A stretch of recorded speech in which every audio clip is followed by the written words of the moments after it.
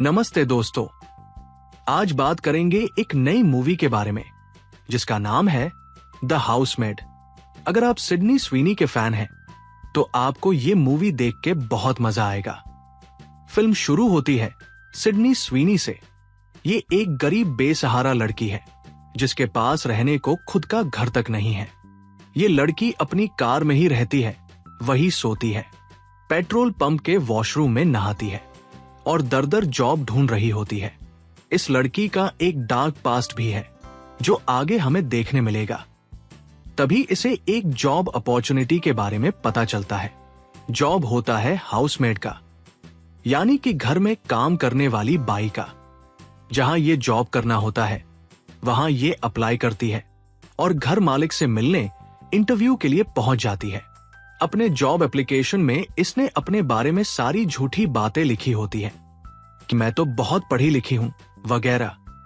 इस घर में 4 लोग रहते हैं। घर का मालिक, जिसका रोल किया है ब्रैंडन स्केलेनार ने, उसकी पत्नी, जिसका रोल किया है अमांडा सेफ्रेड ने, उनकी एक छोटी बेटी होती है जिसका रोल किया है इंडियाना एले ने, और घर के बाहर के गार्डनिंग, गाड़ी धोना, घर के सामने पड़ी बर्फ हटाना, ये सारे काम करता है उनका एक नौकर। इसका रोल निभाया है मिशेल मोरोन ने। सच कहूं तो मिशेल मोरोन को इस फिल्म में इतना फालतू रोल देके पूरी तरीके से वेस्ट किया गया है। जब सिडनी यहां इंटरव्यू के लिए पहुंचती है तब, और बाद में भी कई बार मिशेल उसे वार्न करता है कि घर तुम्हारे लिए ठीक नहीं है, तुम जल्दी से यहां से चली जाओ। लेकिन सिडनी कभी उसे सीरियसली नहीं लेती। उसे वो हमेशा अजीब लगता है। ये जो जॉब है इसकी रिक्वायरमेंट होती है कि हाउसमेड को इसी घर में रहना पड़ेगा। दर की ठोकरें खा रही सिडनी की किस्मत खुल जाती है। उसे ये जॉब मिल जाता है। एक तो उसकी घर खोजने की झंझट खत्म हो जाती है और ऊपर से उसे काम के पैसे भी मिलेंगे। नेक्स्ट सीन में वो जब पहले दिन यहां जॉब करने के लिए इस घर में आती है तब घर की मालकिन यानी अमांडा सिडनी से बहुत ही अच्छे तरीके से पेश आती है। वो सिडनी का अच्छे से ख्याल रखती है, यूज पूरा घर दिखाती है। सिडनी को रहने के लिए घर के सबसे ऊपर वाले फ्लोर पे जो छोटा सा कमरा होता है वो दिखाती है। ये कमरा थोड़ा सा अजीब होता है। यहाँ बहुत ऊपर एक छोटी सी खिड़की होती है जो हमेशा लॉक्ड होती है और इस रूम का डोर भी ठीक से लॉक नहीं होता। फिर वो सिडनी को अपने पति और बेटी से भी मिलाती है। पति बहुत ही हैंडसम और अमीर होता है। आसपास की सारी औरतें इस पे लट्टू होती है। अमांडा सिडनी को एक मोबाइल फोन भी देती है जिसका यूज करके वो घर के लिए सामान वगैरह खरीद सकती है। इस फोन का आगे जाके बहुत ही इंपॉर्टेंट रोल होता है। ओके, अब दूसरा दिन शुरू होता है। सिडनी देर तक सोती रहती है क्योंकि बहुत दिनों से उसने इतने अच्छे घर में नींद नहीं ली होती है। जल्दी से उठकर वो नीचे आती है काम काज शुरू करने के लिए। अब यहीं से सारी गड़बड़ शुरू होती है। कल तक जो अमांडा प्यारी प्यारी बातें कर रही होती है वही आज अचानक सिडनी पे चीखना चिल्लाना शुरू कर देती है। घर की चीजें यहां फेंकना शुरू कर देती है। उसका आरोप ये होता है कि उसका कोई इंपॉर्टेंट डॉक्यूमेंट सिडनी ने कहीं खो दिया है। एक्चुअली सिडनी ने वो डॉक्यूमेंट देखा भी नहीं होता। लेकिन अमांडा की ये पुरानी आदत होती है। वो अपनी गलती हमेशा दूसरों पे डाल देती है। लेकिन ब्रैंडन समझदार होता है। वो अपनी बीवी के इस गलत रवैये से परिचित होता है और वो सिडनी पे गुस्सा नहीं होता और उसे समझाने की कोशिश करता है।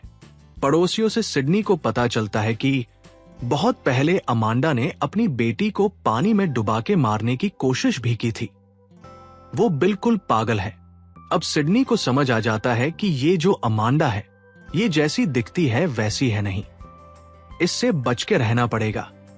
अमांडा ने सिडनी को बताया होता है कि वो दूसरी बार प्रेग्नेंट है, लेकिन जल्दी सिडनी को समझ आ जाता है कि ये भी झूठ है। वही दूसरी ओर वो ब्रैंडन के प्यार में पड़ने लगती है, लेकिन किसी तरह खुद को कंट्रोल करती है। ओके, अगले सीन में सिडनी को रात को नींद नहीं आ रही होती है तो वो नीचे आके मूवी देखने लगती है। ब्रैंडन को भी नींद नहीं आ रही होती तो वो भी वहां आके सिडनी के बाजू में बैठ के मूवी देखने लगता है। दोनों में बातचीत चल रही होती है कि तभी अमांडा वहां आती है। अब उसको शक हो जाता है कि मेरे पति और सिडनी के बीच कुछ तो चक्कर चल रहा है। वो सिडनी को काम से निकालने की धमकी देती है, लेकिन सिडनी के माफी मांगने पे उसे एक और मौका देने में राजी हो जाती है। कुछ दिन बाद अमांडा और ब्रैंडन के बीच चल रहे झगड़े की आवाजें उसे आती हैं। जब वो नीचे आके देखती है तब अमांडा के हाथ में कांच का बड़ा चाकू होता है। ब्रैंडन उसे समझाता है कि यहाँ सब ठीक है। ओके, अगले सीन से कहानी में नया ट्विस्ट आता है। अमांडा सिडनी को बताती है कि सैटरडे को मेरे और मेरे पति के लिए कोई अच्छा सा शो बुक करना। हम शो देखेंगे, डिनर पे जाएंगे और उस रात वही रहेंगे। सिडनी ऑर्डर्स फॉलो करती है। शो की टिकट्स जब आती हैं तब अमांडा फिर से पलट जाती है कि मैंने तो ये बुक करने को कहा ही नहीं था। उस दिन तो मुझे दूसरे काम करने हैं। अब इस टिकट के पैसे मैं सिडनी के पगार से काट लूंगी। ब्रैंडन किसी तरह उसे कंट्रोल करता है। ओके, अब वो दिन आ जाता है। अमांडा अपनी बेटी को लेकर बाहर घूमने चली जाती है। ब्रैंडन और सिडनी दोनों घर में अकेले होते हैं। ब्रैंडन सिडनी को मनाता है कि क्यों ना हम दोनों ही वो शो देखने जाए। वैसे भी टिकट्स अब कैंसिल नहीं होने वाली, पैसा वेस्ट हो जाएगा। सिडनी हाँ कर देती है। उस दिन सिडनी बहुत ही खूबसूरत दिख रही होती है। ब्रैंडन और वो शो देखते हैं, अच्छे होटल में खाना खाते हैं और फिर अलग अलग कमरों में होटल में सोने के लिए चले जाते हैं। लेकिन आग दोनों तरफ बराबर लगी होती है। दोनों के बीच रोमांस हो ही जाता है। ये सीन सिडनी के फैंस को काफी अच्छा लगेगा। दूसरे दिन जब वो घर जाते हैं तब अमांडा का शक अब यकीन में बदल चुका होता है कि इन दोनों का चक्कर चालू है।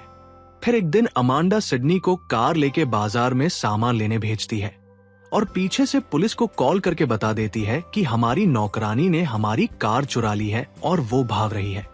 पुलिस मॉल में जाके सिडनी को अरेस्ट कर लेती है। लकीली ब्रैंडन आके उसे वहां से छुड़ा लेता है।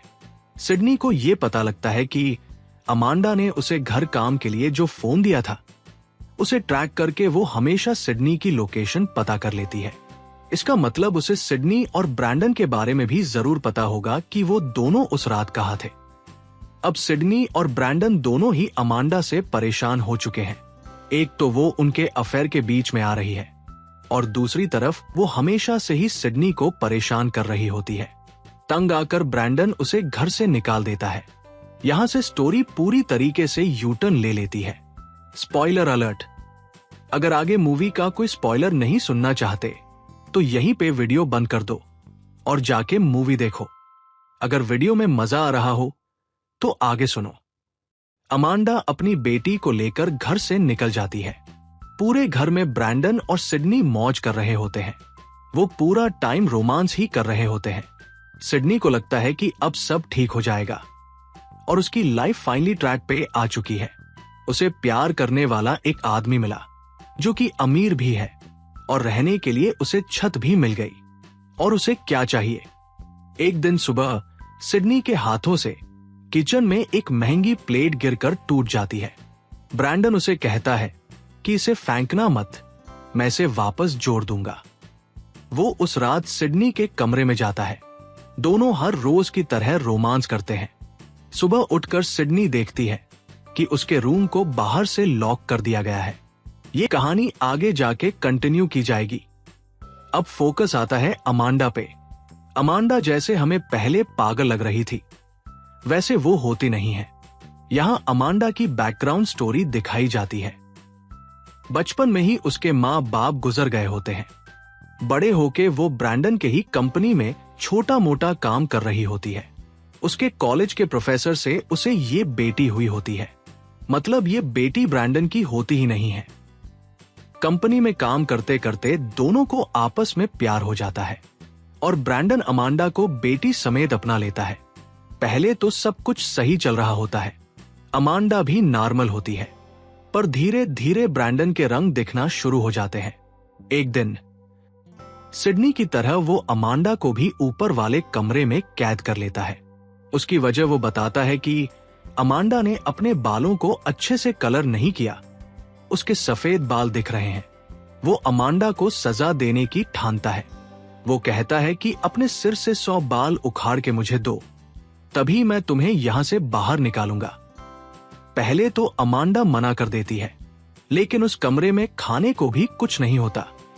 पीने का पानी भी बहुत कम होता है। बाथरूम करने के लिए एक बाल्टी रखी होती है। ऐसे में कुछ दिन बाद अमांडा हार मान लेती है और एक एक करके अपने 100 बाल नोच कर ब्रैंडन को सौंप देती है। फिर ब्रैंडन उसे कमरे से आजाद कर देता है। तब उसे पता चल जाता है कि ये सबको पसंद आने वाला हैंडसम, कामयाब, अमीर ब्रैंडन दरअसल एक पागल इंसान है। अमांडा जब भी घर से भागने की कोशिश करती है, ब्रैंडन पुलिस को बताकर उसे वापस घर ले आता है और उल्टा पुलिस को यह बताता है कि अमांडा ही पागल है। ऐसे में अमांडा धीरे धीरे सचमुच पागल होने लगती है। ब्रैंडन उससे खुद का बच्चा भी चाहता है, लेकिन वो हमेशा बच्चा गिरा देती है। वो नहीं चाहती कि ब्रैंडन का बीज उसके पेट में पले।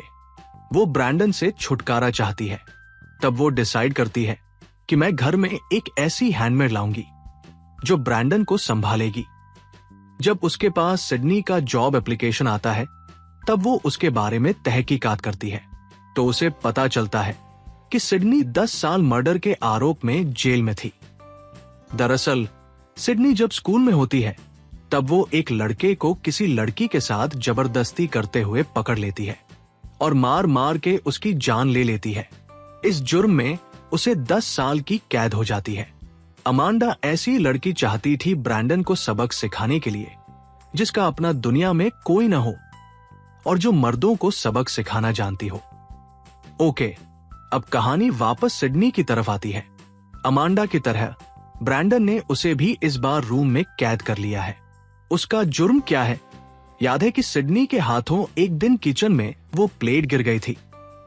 बस वही, ब्रैंडन उस प्लेट का टुकड़ा लेके आता है और सिडनी से कहता है कि क्योंकि प्लेट के कुछ 20 से 25 टुकड़े हुए थे, अब तुम अपने पेट पर 20 से 25 जगह अच्छे से गहरे घाव करो। सिडनी को ये सब पागलपन लगता है। वो मना कर देती है, लेकिन धीरे धीरे रूम में पानी खत्म होने को आता है। खाना तो वहां होता ही नहीं है, इसलिए वो हिम्मत जुटाकर अपने आप पर कई सारे घाव कर लेती है।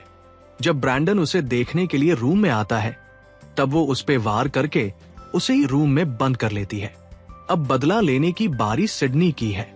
वो ब्रैंडन को एक प्लायर देती है और कहती है कि तुम अपनी प्यारी स्माइल से सारी लड़कियों को अपने तरफ आकर्षित करते हो ना, तो अब इस प्लायर का यूज करके मुझे अपना सामने वाला दांत निकाल के दो, तभी मैं तुम्हें यहां से बाहर निकालूंगी। ब्रैंडन पहले से जख्मी होता है। कुछ दिन बाद हार मानकर वो बड़ी मुश्किल से खुद ही प्लायर से अपना दांत निकालकर सिडनी को सौंप देता है। सिडनी फिर भी उसे कमरे से बाहर नहीं निकालती। उसे पता है कि ऐसा करना डेंजरस है और सिडनी खुद भी जख्मी होती है। वो हॉल में टीवी देखते हुए आराम कर रही होती है कि तभी अमांडा चुपके से वहां आ जाती है। उसे ये बात पता ही नहीं होती कि पूरा गेम पलट चुका है। उसे लगता है कि ब्रैंडन ने सिडनी को ही कैद करके रखा होगा, इसलिए वो चुपके से जाके रूम का ताला खोल देती है। ब्रैंडन बाहर आकर दोनों पे हमला कर देता है, लेकिन सिडनी उस पे पलट वार करके उसे मार डालती है। वो दोनों क्राइम सीन को ऐसे सजाती है जिसे देख के लगता है कि ब्रैंडन एक एक्सीडेंट में मरा हो। जब पुलिस इंक्वायरी करने आती है, तो उनमें जो लेडी पुलिस होती है, वो समझ जाती है कि ब्रैंडन को मारा गया है। लेकिन यहाँ एक ट्विस्ट आता है। वो सिडनी और अमांडा को अरेस्ट नहीं करती। वो महिला पुलिस उन्हें ये बताती है कि अमांडा से पहले कुछ साल ये आदमी मेरी बहन का पति था और इसने मेरी बहन को बहुत दुख दिया था। सिडनी और अमांडा आजाद हो जाते हैं। अमांडा सिडनी को भविष्य के लिए पैसों की मदद भी करती है और नए जॉब के लिए अपने ही एक सहेली के घर का नंबर भी देती है।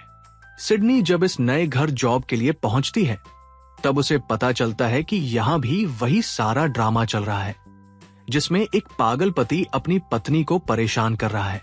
सिडनी उस औरत को भरोसा दिलाती है कि फिक्र मत करना, मैं हैंडल कर लूंगी। मतलब अब से ये सिडनी का रेगुलर जॉब ही बनने वाला होता है। जहां भी पति पीड़ित महिलाएं हों, वहां जाके एज ए हैंडमेड जॉब करो और उनके पतियों को सबक सिखाओ। फिल्म में अमांडा की एक्टिंग वाकई प्रशंसा करने लायक है। सिडनी हमेशा की तरह खूबसूरत और मादक दिखाई देती है। सिडनी और ब्रैंडन के बीच के रोमांटिक सीन्स आपको अच्छे लगेंगे। बेचारे मिशेल को इस फिल्म में करने लायक ज्यादा कुछ है नहीं। ओवरऑल आपको ये फिल्म एक बार जरूर देखनी चाहिए। मिलते हैं अगली वीडियो में। बाय।